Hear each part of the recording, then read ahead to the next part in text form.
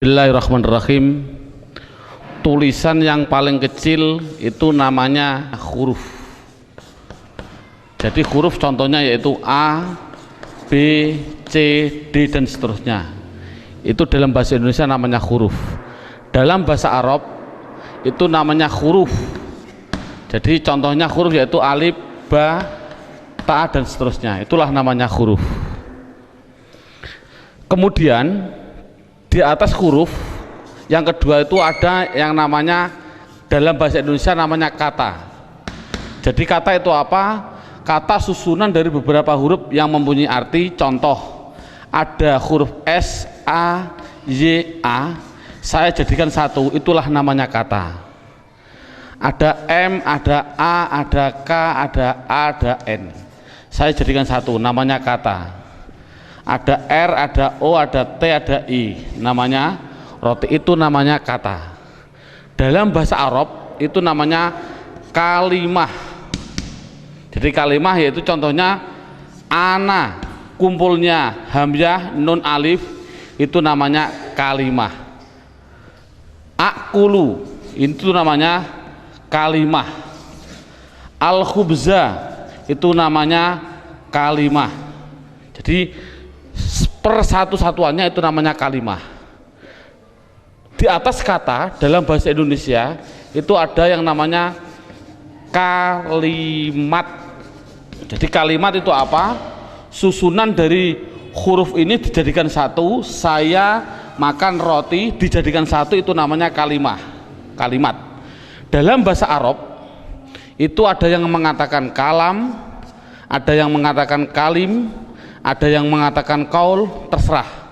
Metode ini adalah yang penting adalah menganalisa, mendeteksi tulisan Arab yang namanya kalimah. Itu pendahuluan. Sekarang dalam buku ini, metode ini ada beberapa bentuk. Yang pertama menggunakan yang namanya buku panduan, dan yang kedua harus menggunakan silabus, yaitu urut-urutan metode belajar mengajarnya seperti ini. Sekarang setelah anak sudah mengetahui bentuk tulisan, sekarang naik yang poin yang inti, yaitu dalam buku buka halaman 1 yang judulnya yaitu kalimah. Makanya tadi saya bilang yang terpenting anak bisa mendeteksi kalimah. Jadi kalimah itu ada 3. 1 kalimah isim, 2 kalimah fiil, 3 kalimah huruf. Anak dikasih suatu gambaran bahwasannya tulisan dalam Al-Quran di dunia, di Quran khususnya itu ratusan ribu. Kalau di dunia itu adalah jutaan miliar, miliaran juta. Berarti jutaan miliar itu jumlah kalimah. Contoh, saya mencontohkan, ada tulisan Arab alhamdulillahi rabbil alamin. Ini kita deteksi, yang inilah namanya kalimah. Lillahi itu namanya kalimah, Robbi namanya kalimah, alamin namanya kalimah. Padahal tulisan Arab apapun yang namanya kalimah pasti kalau tidak isim fi'il huruf. Jumlah kalimah miliaran triliun pasti hanya ada 3. Kalau contohnya alhamdulillah harus dijawab oleh anak kalau tidak isim fi'il huruf. Lillahi kalau tidak isim fi'il huruf. Robbi kalau tidak isim fi'il huruf. Alamin kalau tidak isim fi'il huruf. Selamanya. Makanya tulisan Arab di dunia itu sebenarnya hanya ada 3, yaitu isim fi'il huruf. Makanya sering saya ngasih pemikiran pada anak, tulisan apapun tulisan Arab hanya ada 3. Masuk 3 kok 3 tahun. Makanya menurut metode saya, insya Allah saya mengatakan kalau hanya ada 3 berarti per satunya itu 2 jam, makanya cukup 6 jam insya Allah praktek baca kitab. Amin Allahumma amin. Ini sekarang setelah anak sudah tahu jumlah kalimat ada 3, sekarang bagaimana saya mengetahui alhamdulillah itu isim fi'il atau huruf, lillahi itu isim fi'il atau huruf? Makanya akan saya ulas satu persatunya. Bagaimana cara mendeteksi isim itu fi'il itu huruf. Buka pada bukunya halaman 2. Dalam bukunya halaman 2 dilihat judulnya cara mengetahui isim. Jadi cara mengetahui isim itu dengan 2 cara. Satu mengetahui artinya. Kalau memang artinya itu kok menunjukkan suatu kata benda atau suatu kata sifat, pasti itu dikatakan isim. Jadi isim itu kalau tahu artinya itu menunjukkan benda atau menunjukkan suatu sifat, pasti isim. Sama dengan fi'il nanti juga sama, cara mengetahuinya fi'il dengan 2 cara sama. Satu mengetahui artinya. Kalau memang artinya menunjukkan suatu kata kerja, itu pasti fi'il. Nah di dunia ini kan hanya ada 3. Pasti kalau tidak kata benda, kata sifat, kata kerja. Saya contohkan, duduk itu kerja atau apa? Jawab saja, anak dites. Contoh saya bilang duduk, isim, fi'il atau huruf? Anak akan jawab fi'il karena artinya kerja. Saya contohkan lagi, ada tulisan Arab mim sin jim dal. Ini tulisan Arab. Kalau tulisan Arab harus dijawab lafal mim sin jim dal ini isim, fi'il atau huruf? Anak pasti akan menjawab isim. Tahu kok isim? Karena artinya menunjukkan suatu benda. Ini berarti kan sudah bisa anak. Saya contohkan lagi. Saya bilang ada tulisan Arab, coba anak-anak lafal Arab ini jawab dengan 3 kategori, isim, fi'il atau huruf. Ini saya contohkan, mim dal ro sinta, artinya madrusah. Harus dijawab isim, fi'il atau huruf. Anak pasti akan menjawab itu isim. Tahu kok isim? Karena artinya benda. Oh 100. Jadi kalau ada apapun artinya benda atau sifat, contohnya Allahu Akbar, saya menerjemah Akbar itu artinya agung atau mulia. Ini agung itu kan suatu sifat, otomatis Akbar ini harus dijawab. Akbar itu isim, fi'il atau huruf? Anak akan jawab Akbar pasti isim. Tahu kok isim? Karena artinya itu suatu sifat. Jadi kesimpulannya adalah anak bisa mendeteksi, pertama mendeteksi isim, fi'il, huruf dari artinya. Kalau memang artinya benda atau sifat berarti isim, kalau artinya kerja berarti kalimah fi'il. Pertanyaan selanjutnya, Pak, tulisan Arab katanya miliaran triliun, di Al-Quran ada 700-an ribu. Bagaimana saya mengetahui itu isim, itu fi'il, itu huruf, padahal saya tidak tahu artinya? Oh, kalau tidak tahu artinya, lihat buku panduannya, yaitu lihat halaman 3. Dalam buku halaman 3 judulnya adalah mengetahui tanda-tanda kalimah isim. 1, kalau tidak tahu artinya, 1 harus mengetahui tanda-tandanya. Tanda-tandanya isim. Yang dimaksud tanda-tandanya adalah tanda-tandanya isim. Apa tanda-tandanya isim? Buku halaman 3, 1 yaitu dimasuki tanwin.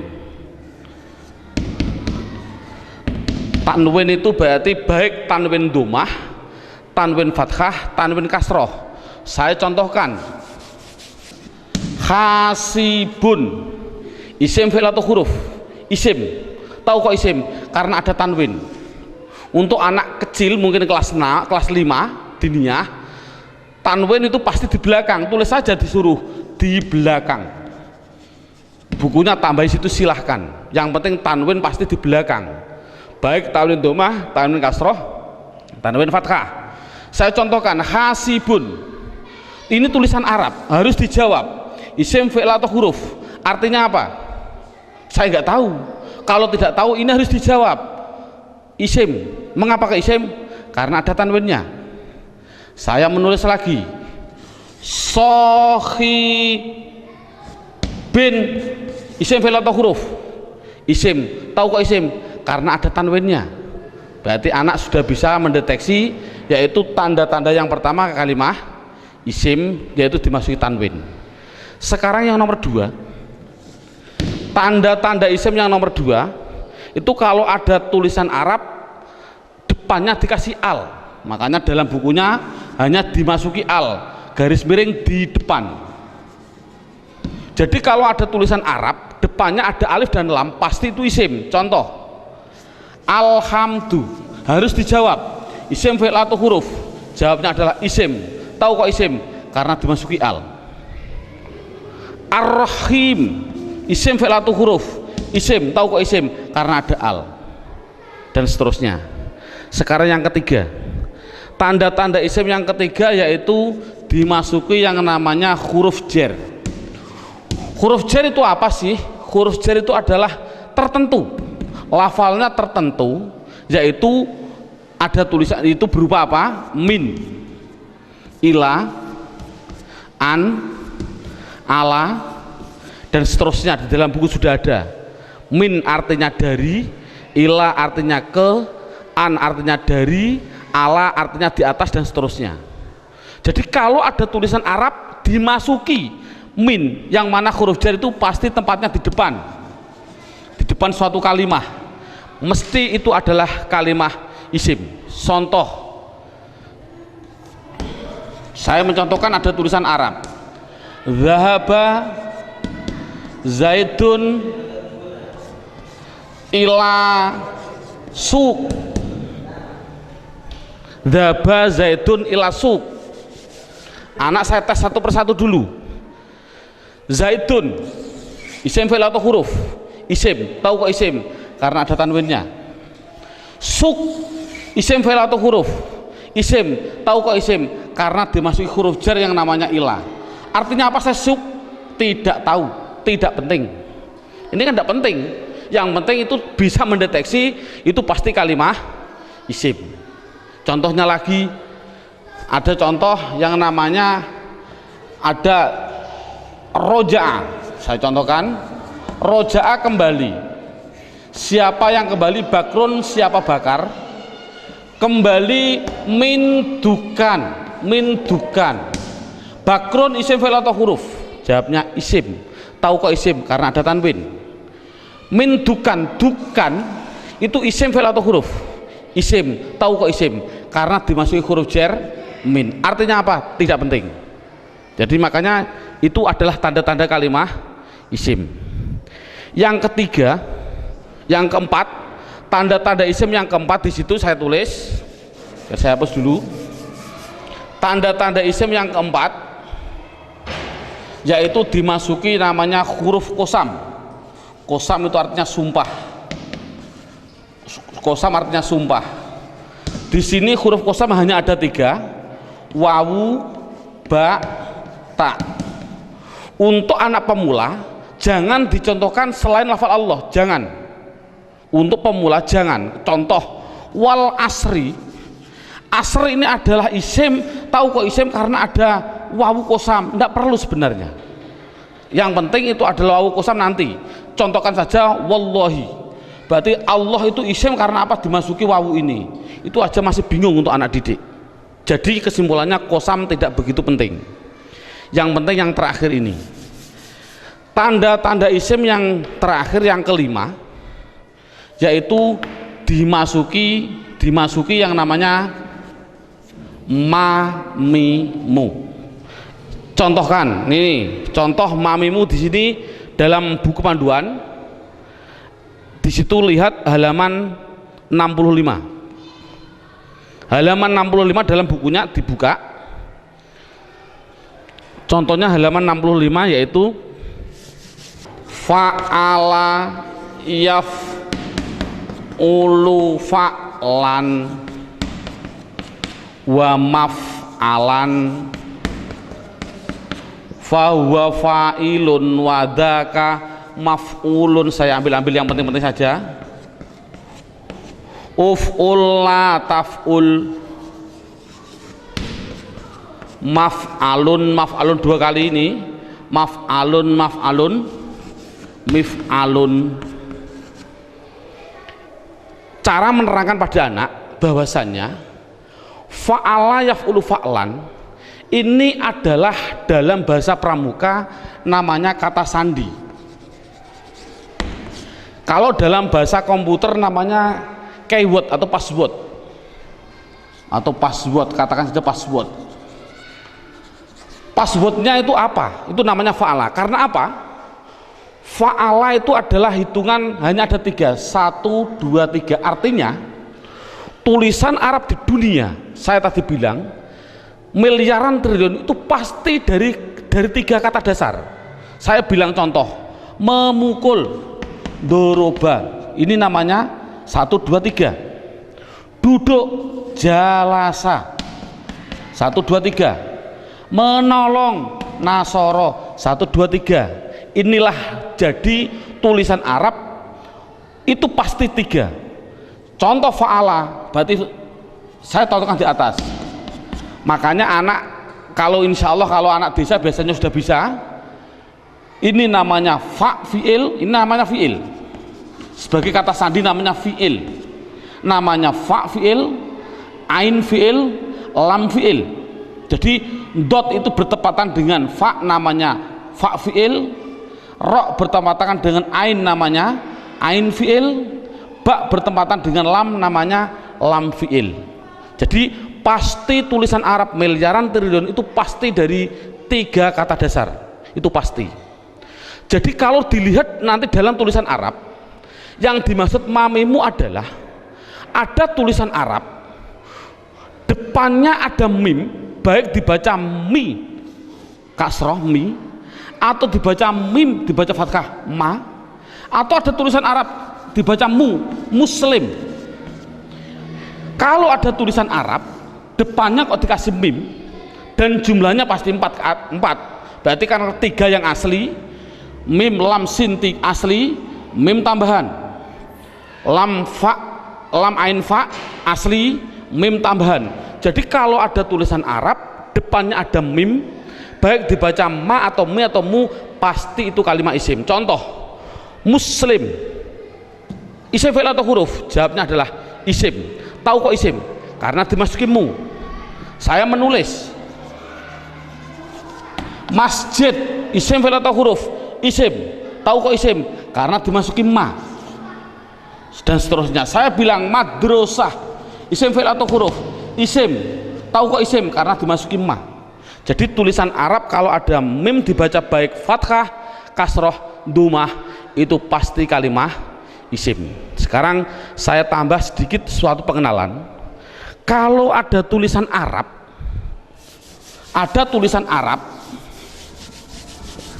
depannya saya kasih mi, contohnya mi dalam halaman 65, itu pasti menunjukkan suatu alat, pasti.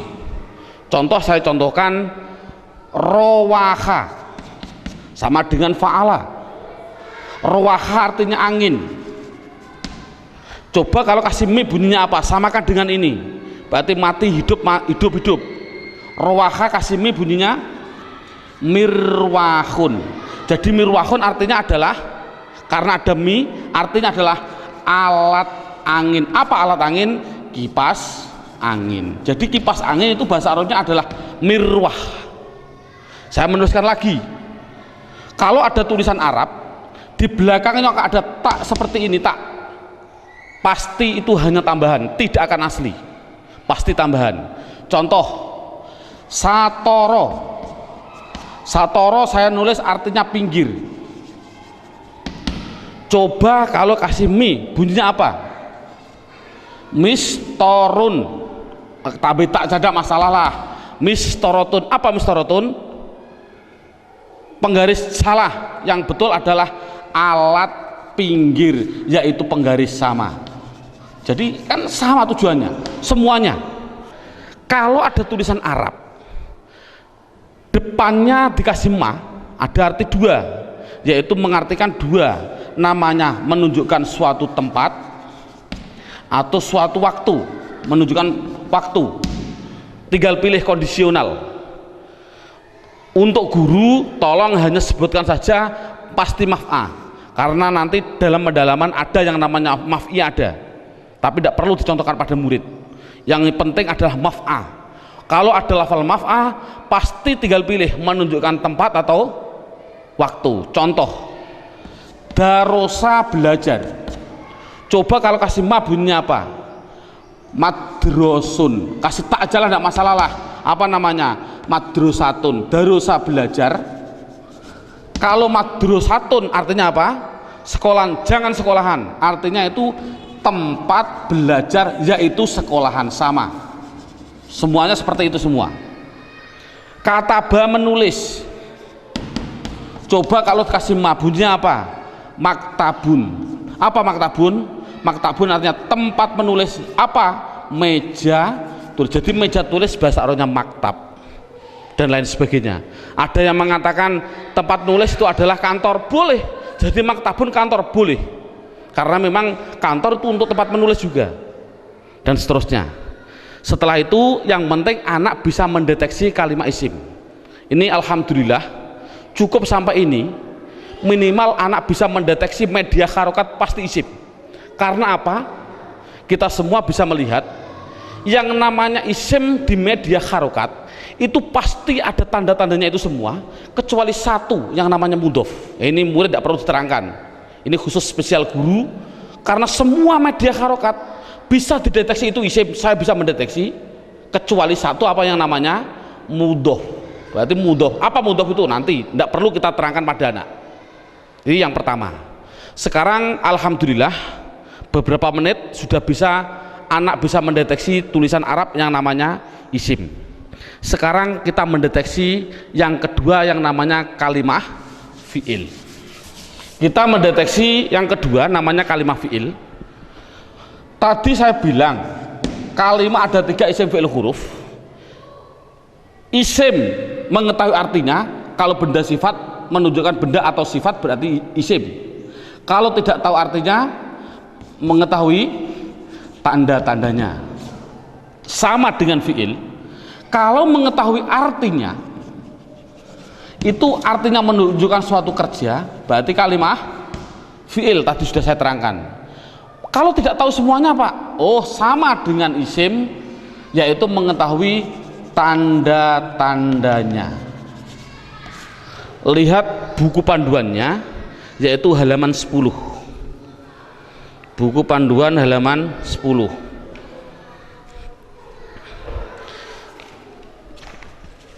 Tanda-tanda kalimah isim. 1 dimasuki kot. Di situ saya 1 dimasuki kot. Dimasuki kot. Saya menulis, biar anak, karena anak kecil mungkin biar jelas, saya suruh di depan. Tempatnya itu di depan. Jadi kalau ada tulisan Arab kok ada depannya ada lafal kot, pasti setelahnya itu fi'il. Contoh, saya mencontohkan Allahu Akbar, Allahu Akbar, qad qomatis sholah, qad qomatis sholah. Ini adalah lafal kot. Koma itu mau tidak mau harus saya jawab itu kalimat fi'il. Tahu kok fi'il? Karena dia dimasuki kot. Ini kan paling mudah. Jadi kalau ada dimasuki kot itu namanya kalimah fi'il. Apa artinya koma? Tidak penting. Yang penting tahu itu adalah fi'il. Tanda-tanda yang kedua yaitu dimasuki yang namanya sin. Tolong lafal sin tidak usah diterangkan. Karena apa kok menerangkan? Wong saya menerangkan fi'il sudah belum tahu, saya contohkan lafal sayaqulus sufaha. Yaqulu itu adalah fi'il, karena apa? Dimasuki sin, tidak akan mungkin paham mana. Makanya sin adalah ditinggal dulu, karena dia belum bisa mendeteksi semuanya. Jadi sin saya tinggal. Tanda-tanda fi'il yang ketiga yaitu dimasuki yang namanya saufa. Dimasuki yang namanya saufa. Tulis saja sama, sin ya di depan, saufa ya di depan, sama. Contoh yang biasa yang sering didengarkan oleh anak, contoh saya bilang kala saufata lamun, tak lamun itu pasti saya mengatakan fi'il. Karena apa? Karena dimasuki saufa. Artinya apa? Tidak penting, karena sudah tahu itu artinya saufa. Saufa itu masuk pada kalimat tadi mesti kalimat fi'il. Ini paling mudah. Yang terakhir tanda-tanda fiil yaitu dimasuki yang namanya taknis. Saya suruh menambahi pada anak. Taknis itu saya bilang, saya tulis di belakang, tempatnya itu di belakang, dan berupa tak seperti ini yang mati. Orang Jawa bilang tak perahu lah. Jadi tak perahu. Nek ono tak perahu seperti itu pasti itu namanya kalimah fiil. Contohnya ini. Qad qomat as-shalah, aslinya itu adalah koma, itu fiil dengan dua tanda-tanda. Satu dimasuki qad, dua dimasuki ini tak, ini di belakang masuk pada kalimat ini. Jadi ada dua tanda-tanda. Coba sholat, isim fi'il atau huruf? Isim. Tahu kok isim? Karena ada al. Oh mudah. Namun sekali lagi ini mulai metode saya adalah nanti menggunakan yang namanya metode hantu. Ini contohnya. Al ini adalah alif dan lam. Yang namanya alif itu pasti mati. Yang namanya alif pasti mati. Ada mati ketemu mati, itu namanya hantu. Saya tulis mati ketemu mati namanya apa? Hantu. Orang Arab tidak senang hantu. Akhirnya biar ini hidup, akhirnya dikasih biar berdoa. Bunyi apa? Qad qomatis shalah. Bukan qad qomat shalah lagi, tapi qad qomatis shalah. Saya contohkan lagi. Lafal min ketemu masjid. Bunyinya apa? Min al masjid, tidak boleh karena ini ada alif mati ketemu mati namanya hantu, tidak boleh, harus dihidupkan biar berdoa, bunyinya minal masjidi. Contoh lagi, an ketemu madrasah, bunyinya apa? Anil. Kok bisa anil? Oh karena ada mati ketemu mati namanya hantu. Ini sekali lagi orang Arab itu tidak senang atas hantu. Kesimpulannya adalah berapa menit mulai pertama dan sekarang ini anak sudah bisa mendeteksi media harokat yang namanya isim dan fiil. Alhamdulillah dengan beberapa menit anak sudah bisa mendeteksi namanya media harokat isim atau fiil. Karena apa? Huruf itu hanya huruf jar. Katakan saja huruf jar. Ada huruf li taukid dan sebagainya, itu tidak penting. Berarti kalau huruf jar itu tertentu tadi hanya min ila ada berapa 9. Selain itu tulisan Arab pasti hanya isim dan fiil. Anak sudah bisa mendeteksi kecuali tadi mudhof. Alhamdulillah. Sekarang kita naik poin yang keempat. Poin yang keempat yaitu lihat buku halaman pertama. Dalam halaman pertama terlihat kalimah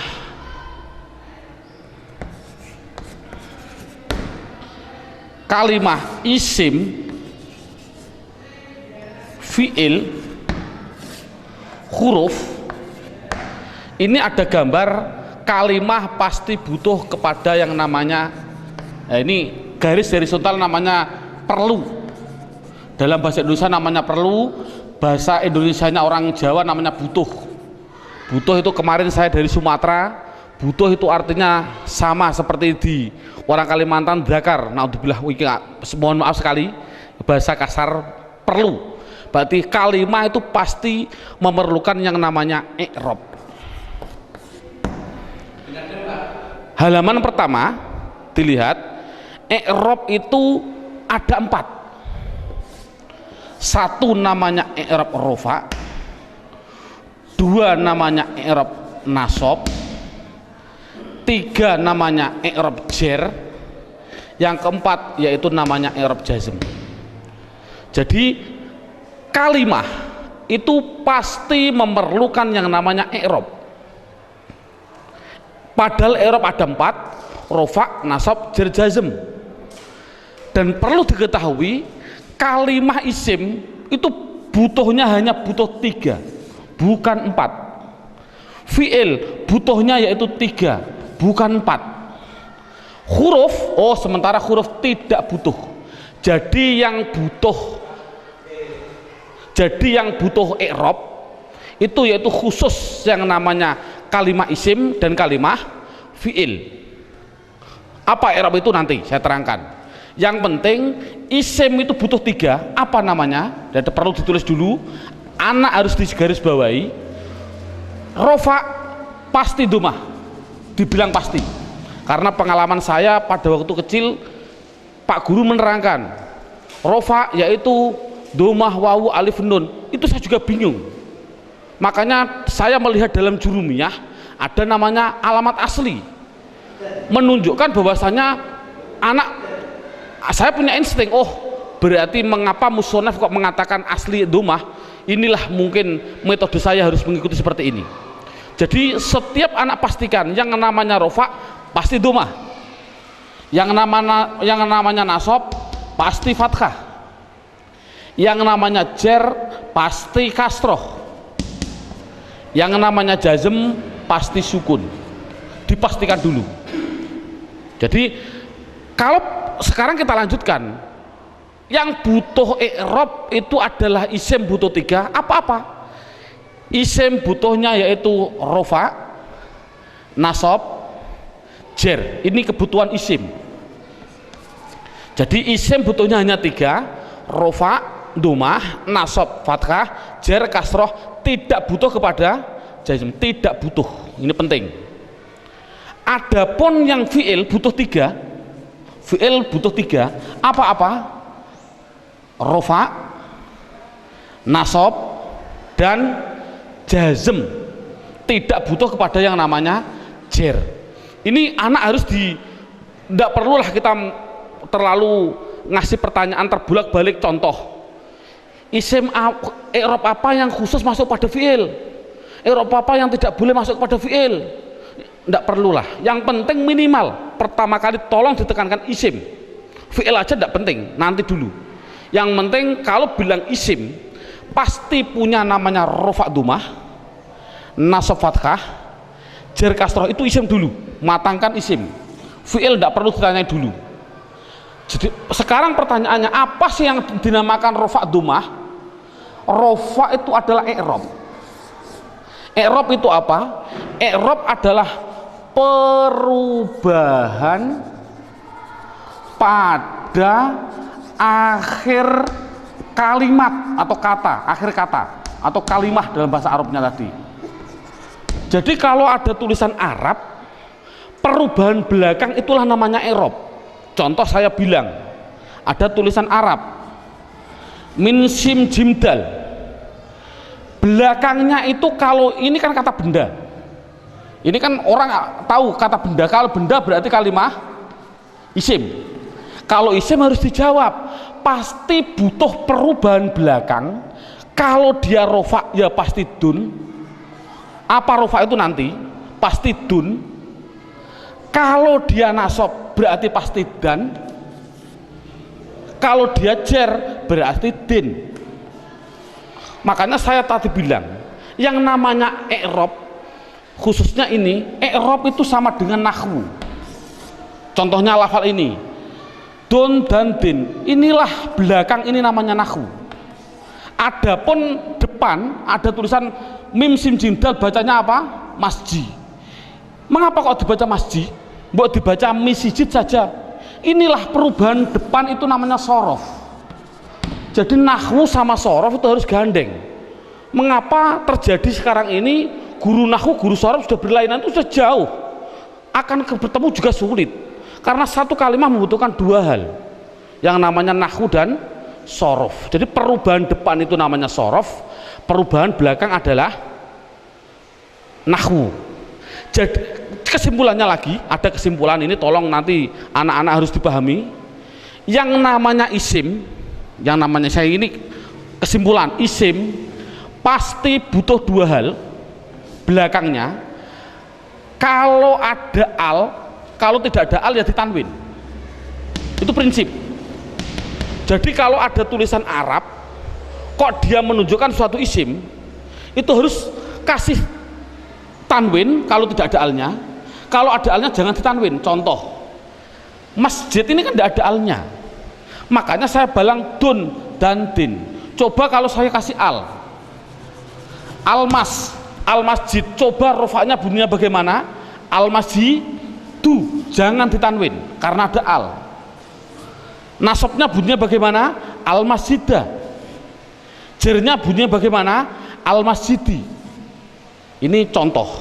Dalam buku panduan saya, anak harus dites dengan contoh 2, yaitu dengan lafal basmalah dan takbir. Saya contohkan. Kita kasih contoh yang biasa dibaca oleh anak.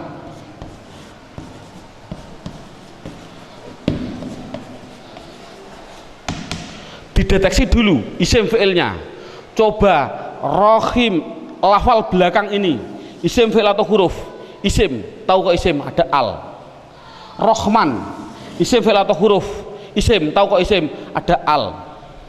Allah, isim fi'il atau huruf? Isim, tahu kok isim? Ada al. Silahkan, ini ada khilafiyah ulama. Ada yang mengatakan jangan bilang al, ini adalah ismudzat, tidak boleh dirubah-rubah. Tapi ada ulama yang mengatakan memang al. Dari lafal aliha dikasih al, jadinya alifnya dikasih panjang. Allah. Nggak, untuk anak kecil biarlah itu bilang isim karena ada al, silahkan. Ismi, ini isim, tahu kok isim karena ada huruf jerba. Ini memang sulit, anak pemula memang sulit, nggak begitu penting. Yang penting dikasih tahu ismi isim karena ada huruf jar masuk. Kalau ini mengatakan isim, ini isim karena ada al, ini isim karena ada al, ini isim karena ada al. Coba harokatnya gimana? Bismi, loh, saya baca kasroh, berarti dia menunjukkan rufa nasab atau jer? Jer, karena kasroh. Oh 100. Bismillahi, saya kasri hi, berarti di kasroh, isim ada kasroh. Oh masuk karena dia jer berarti. Mengapa kok jer? Oh nanti, belum waktunya. Bismillahirrohmani, mengapa saya bilang nih rufa nasab atau jer? Jer. Oh 100. Teruskan Bismillahirrahmanirrahim, pasti anak jawab khim, jawab saja mustahil, karena sukun itu miliknya fi'il. Ini kan sukun, sukun itu adalah miliknya kalimah, sukun itu miliknya kalimah fi'il, padahal ini isim, berarti ini milik isim, tidak boleh. Jadi salah, ada tulisan Arab Bismillahirrahmanirrahim, mimnya kok disukun, salah. Mestinya itu kalau dia isim, kalau tidak rohimu ya rohimah ya rohimi, pasti itu. Oh kebetulan di dalam Al-Quran tulisannya adalah mi, ya berarti jer. Dari mana kok jer? Yang penting dia kasroh, itu jer. Mengapa kok dibaca jer? Oh nanti, belum masanya. Yang penting dia bisa mendeteksi itu isim, rofa nasab atau jer.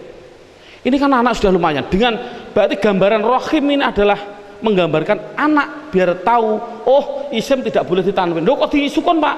Oh tidak boleh tanwin, maaf, disukun. Mengapa sukun pak? Karena wakof. Saya contohkan lagi 2 contoh. Lafal Allahu Akbar. Allahu Akbar, orang bilang akbar disukun. Saya jawab salah. Mengapa salah? Tadi saya bilang akbar itu adalah sifat. Yang namanya sifat itu pasti isim. Yang namanya isim tidak mungkin dia disukun. Di dalam tulisannya kalau begini. Karena apa? Sifat isim tidak boleh sukun. Karena sukun itu miliknya fi'il. Kalau isim itu pasti kalau tidak ru ya roh ya ri. Mengapa tidak ditanwin? Nanti. Yang jelas ini contoh Allahu Akbar. Allah isim, tahu kok isim ada al. Rofa nasab atau jer? Rofa, tahu kok rofa? Karena dumah. Akbar yang betul adalah akbaru. Jadi mengapa kok dibilang bar? Karena wakof. Kalau nulis adalah ru yang betul. Makanya sering saya kasih pertanyaan, bagaimana hukumnya ada orang sholat bilang Allahu Akbaru, sah nggak? Jawabnya adalah sah, karena nakunya seperti itu. Namun yang terbaik memang adalah wakof. Seperti ini, Bismillahirrahmanirrahim, karena wakof. Jadi intinya adalah yang namanya i'rab ada 4 rofa nasab jar jazm. Khusus kita tekankan pada isim, yang namanya isim belakangnya pasti rofa dumah, nasab fathah, jar kasroh. Itu kesimpulannya. Sekarang silabusnya poin yang kelima, judulnya yaitu pendalaman isim. Buka halaman 1. sama halaman 1, yaitu lihat halaman 1, isim dibagi 2. Ada yang namanya isim mabni, ada yang namanya isim mu'rab. Sekali lagi, isim mabni dan isim mu'rab dibagi dulu. Apa yang namanya isim mabni? Dalam buku halaman 2 ada. Mabni itu adalah, mabni itu apa? Mabni adalah harokat belakang, harokat belakang itu tetap. Saya tulis tetap. Itulah namanya mabni. Jadi mabni itu apa? Mabni harokat belakang tetap. Mu'rab itu apa? Mu'rab yaitu harokat belakang berubah-ubah. Harokat belakang berubah-ubah. Jadi itu kesimpulannya. Jadi isim harus dibagi 2, isim mabni dan isim mu'rab. Isim mabni belakangnya tetap, isim mu'rab belakangnya berubah-ubah. Isim mabni sekarang diperinci satu persatu.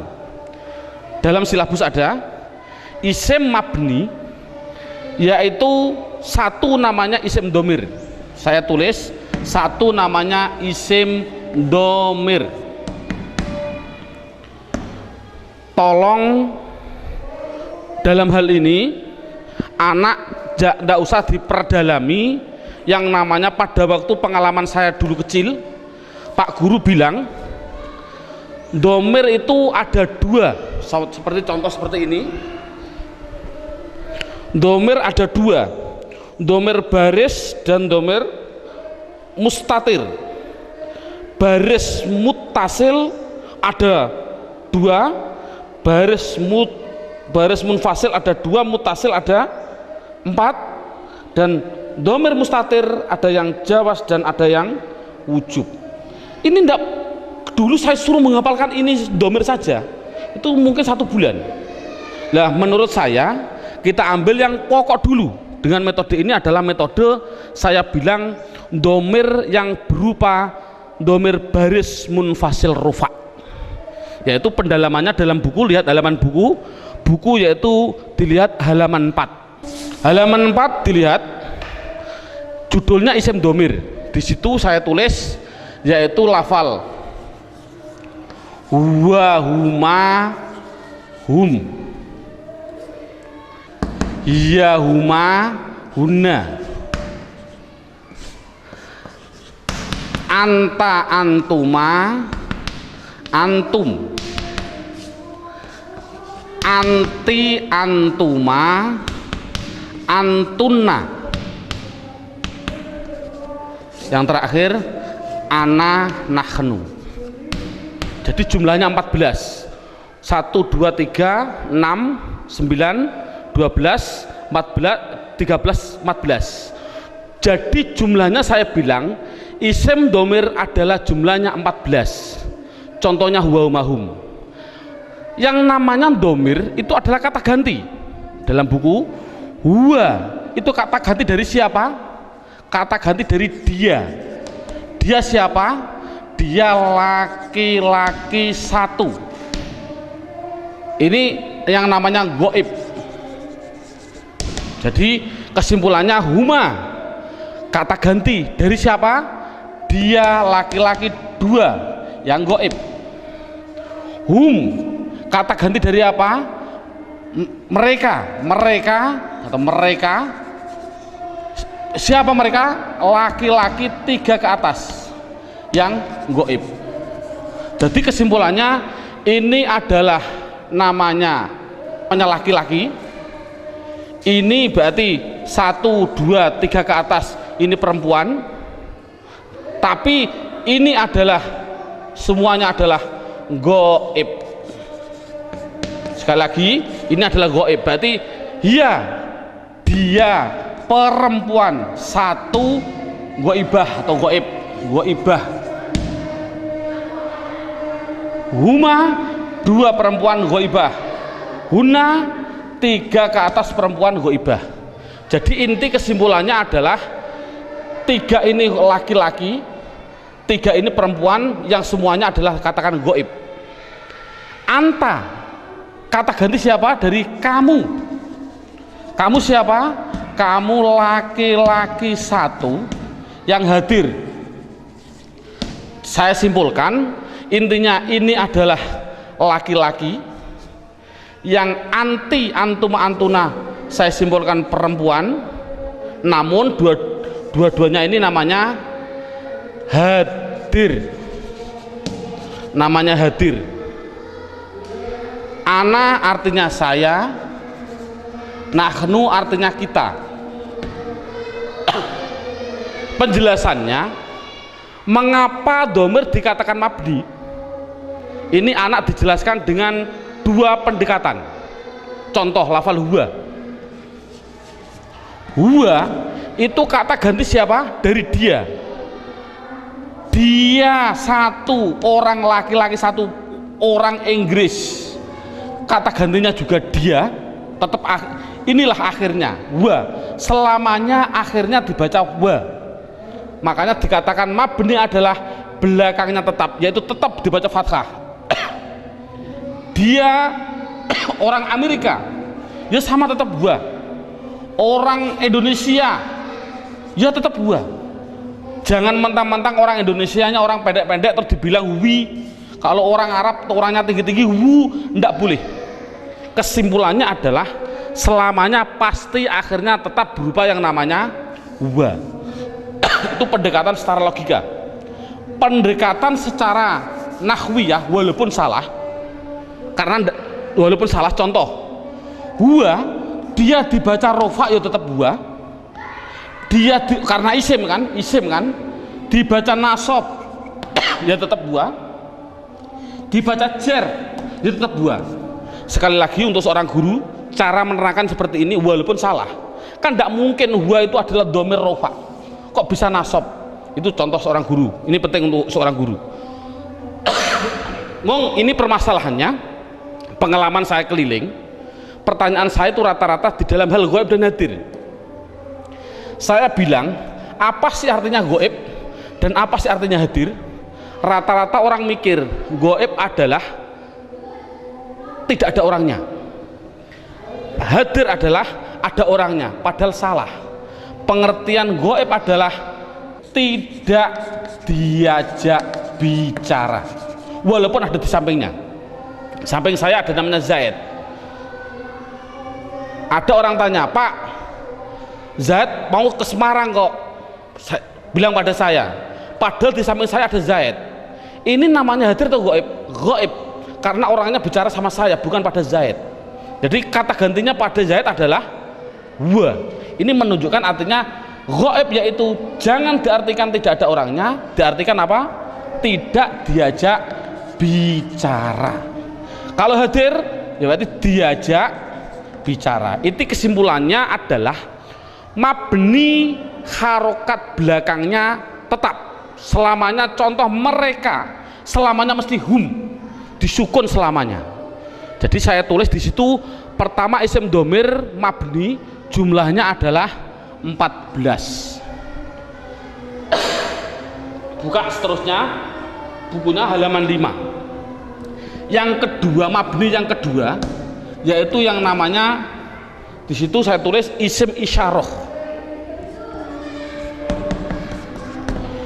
Isim isyarah tidak perlu kita terlalu banyak mencontohkan. Isim isyarah itu kita contohkan hanya yang mudah-mudah saja. Contoh isim isyarah ada 3. Ada yang namanya qorib, ada yang namanya wasit, ada yang namanya ba'id. Qorib artinya dekat, wasit artinya sedang, ba'id artinya jauh. Contoh orang bilang isyarat menunjukkan, qorib iki, orang Jawa bilang iki, kalau sedang iku, kalau jauh kai, itu orang Jawa bilang. Tapi kalau orang Sunda iya, eta, itu ya salah, itu milik orang Indonesia, bukan orang Sunda sebenarnya. Tapi orang Sunda tidak punya jauh, sama dengan kita. Ini ndak, masalahnya adalah contoh korib. Kalau laki-laki hadza, kalau perempuan hadhihi, dengan dua contoh saja ini. Contoh lafal hadza. Siapa ini? Selamanya dibaca dza, akhirnya dza. Walaupun yang ditanyakan seorang kiai, seorang gubernur, seorang presiden, tetap siapa ini? Man hadza, selamanya dibaca dza belakangnya. Jangan berupa dzi atau du. Makanya itulah namanya mabni. Saya tidak usah menerangkan wasit, bait sudah ada.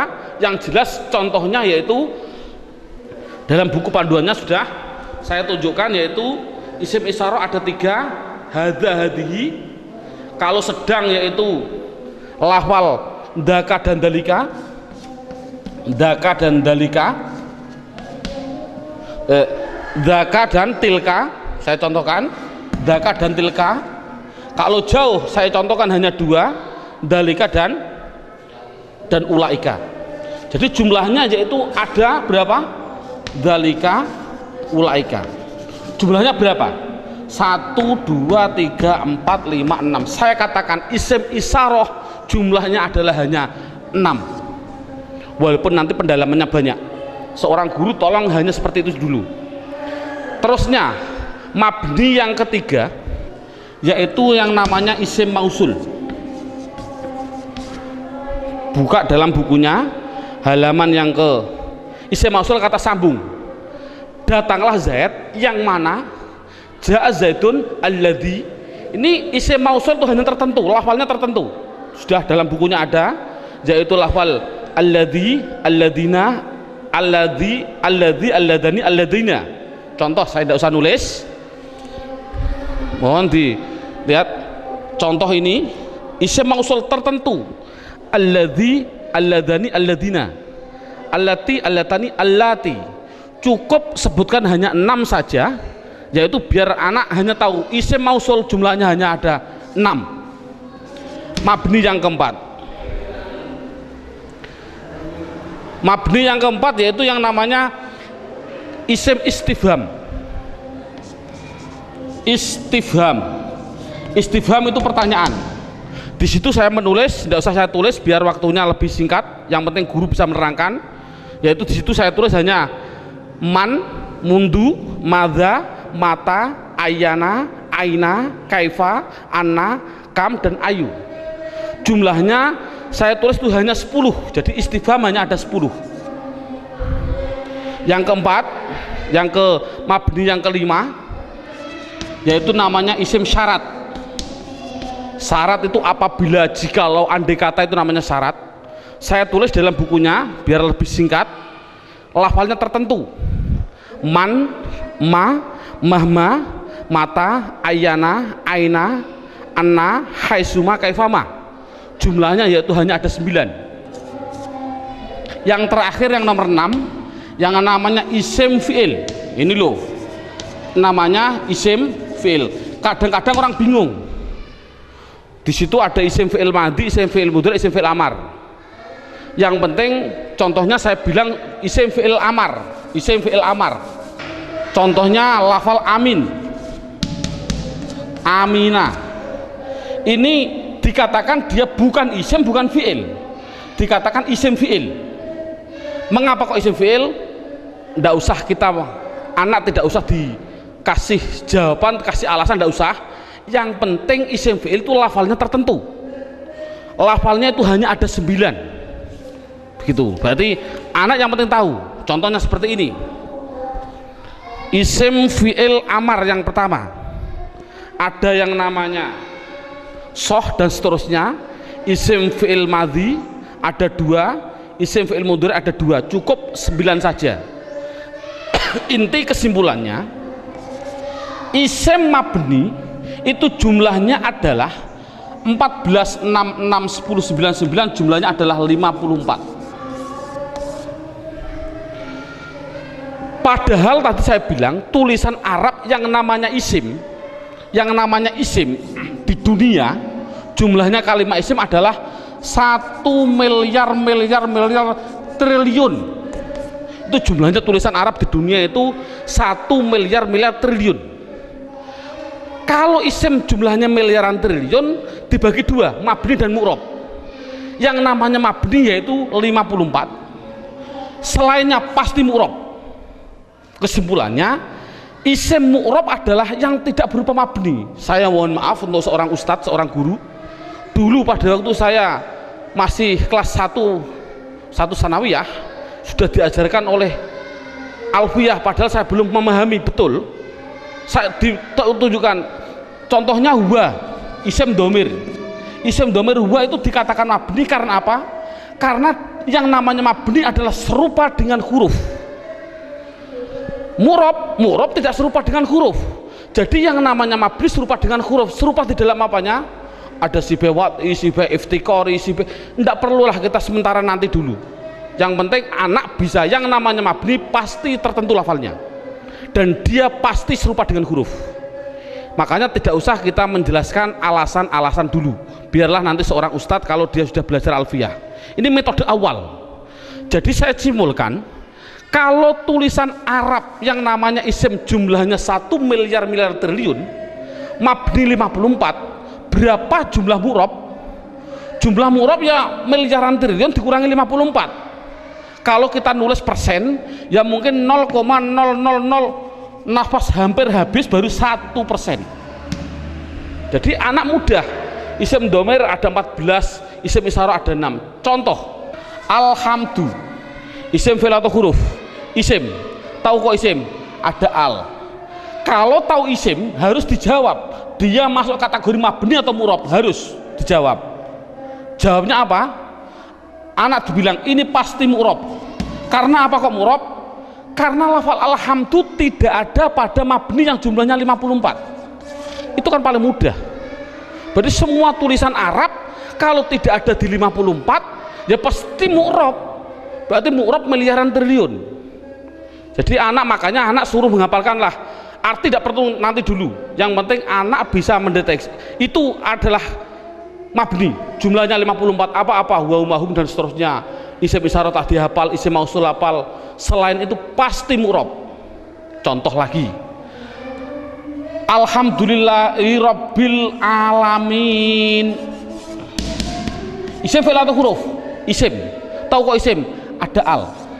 Kalau isim jawab mabni atau mu'rob, itu pasti pertanyaan itu harus jawabnya adalah mu'rob. Tahu kok mu'rob? Karena tidak ada di mabni, gitu saja, paling simpel. Mengapa kok mu'rob? Karena tidak ada di mabni. Insya Allah anak akan bisa. Berarti bisa mendeteksi media harokat itu isim, mabni atau mu'rob, semuanya. Mulai dari bismillah mu'rob karena tidak ada di mabni. Bismillahi Allah mu'rob karena tidak ada di mabni. Bismillahirrahman, Rahman mesti mu'rob karena tidak ada di mabni. Rohim mu'rob karena tidak ada. Mudah. Jadi anak sudah bisa mendeteksi itu mabni dan itu mu'rob. Sekarang pendalaman yang terakhir, pendalaman isim yang terakhir yaitu di dalam hal mu'rob. Dalam buku panduannya lihat halaman 8. Lihat halaman 8. Halaman 8 sudah tertulis, saya tulis di situ. Halaman 8. Halaman 8 sama halaman 1 sama. Sekali lagi, halaman 8 dan halaman 1 adalah sama. Yang namanya mu'rob itu tadinya ada 6. 6 jumlah total 54. Sekarang enggak, yang namanya mu'rob 1 ada yang namanya mufrad, 2 ada yang namanya tasniyah, yang ketiga ada yang namanya jamak mudzakkar salim, yang keempat ada yang namanya jamak muannas salim, yang kelima, lah ini saya batasi cukup mu'rob yang penting anak bisa 4, mufrad tasniyah jamak mudzakkar salim jamak muannas salim. Yang kelima sampai yang ke-9 tidak penting. Sekali lagi metode ini adalah tidak penting. Karena apa? Karena mu'rob yang 4 ini itu sudah mendominasi dalam tulisan Arab 80% dari tulisan Arab. itu pasti terjadi dari 4. Makanya anak harus ditekankan di dalam 4 tadi. Berarti sekali lagi, mu'rob yang jumlahnya miliaran triliun dikurangi 54 itu harus dimasukkan di antara 4 ini. Berarti di antara 4 ini mufrad, tasniyah, jamak mudzakkar salim, jamak muannats salim. Sekarang anak diterangkan apa sih yang namanya isim mufrad. Lihat ini, mufrad itu bahasa Arab. Artinya apa mufrad? Artinya satu, baik dia seorang laki-laki atau perempuan, pokoknya satu, itu nama bahasa Arabnya mufrad. Tasniyah itu bahasa Arab. Apa sih artinya tasniyah? Tasniyah itu artinya 2, baik dia seorang laki-laki atau perempuan. Yang ketiga namanya jamak mudzakkar salim. Jamak itu artinya banyak, banyak itu artinya 3 ke atas, 3 plus. Mudzakkar artinya laki-laki, salim artinya selamat, berarti laki-laki yang selamat. Ngonoke selamat cara jayani. Yang keempat, jamak muannats salim. Jamak artinya 3 ke atas, muannats artinya perempuan, salim selamat. Jadi sementara anak dites dengan bahasa Jawa atau bahasa Indonesia, disuruh mengarabkan. Contoh saya bilang, coba saya bilang 2 buku itu mufrad atau tasniyah atau jamak mudzakkar salim atau jamak muannats salim? Jawab tasniyah. Tahu kok tasniyah? Karena artinya 2. Saya bilang 5 bakar, mufrad, tasniyah atau jamak mudzakkar atau jamak muannats? Jawab jamak mudzakkar salim. Karena apa? Artinya 5, 3 ke atas, zaid adalah, bakar adalah laki-laki. Jadi anak sudah bisa dites dengan bahasa Jawa, disuruh membahasa Arabkan. Contoh sekali lagi, 2 zaid tasniyah, 5 bakar jamak mudzakkar salim, 10 hindun, hindun itu perempuan, jamak muannats salim. Bakar 1 artinya mufrad, Zainab 1 artinya mufrad bahasa Arabnya. Nah, kalau ada tulisan Arab kok tidak berupa mabni yang jumlahnya 54, pasti harus dimasukkan mu'rob. Kalau mu'rob harus dimasukkan di antara 4 ini, harus apa mufrad, apa tasniyah, apa jamak mudzakkar salim, apa jamak muannats salim, pasti harus masuk semua tulisan mu'rob.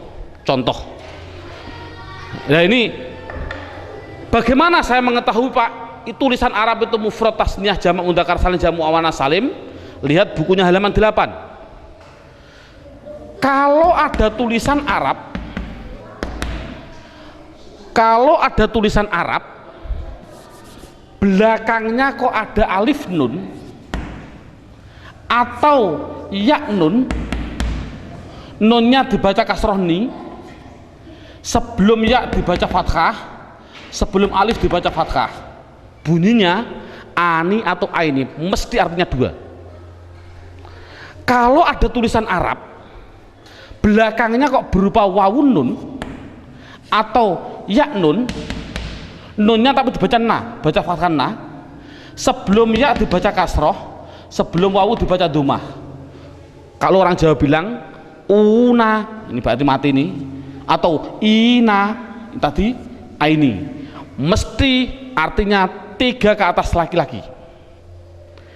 Kalau ada tulisan Arab belakangnya berupa alif dan tak, taknya tak perahu, sebelum alif dibaca fathah, taknya hanya 2, kalau tidak ton ya tin, itu pasti dikatakan jamak muannats salim.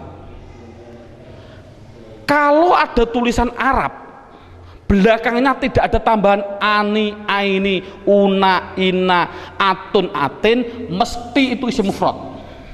Jadi isim mufrad itu apa? Yaitu kalau tulisan Arab tidak ada belakangnya tidak ada tambahan.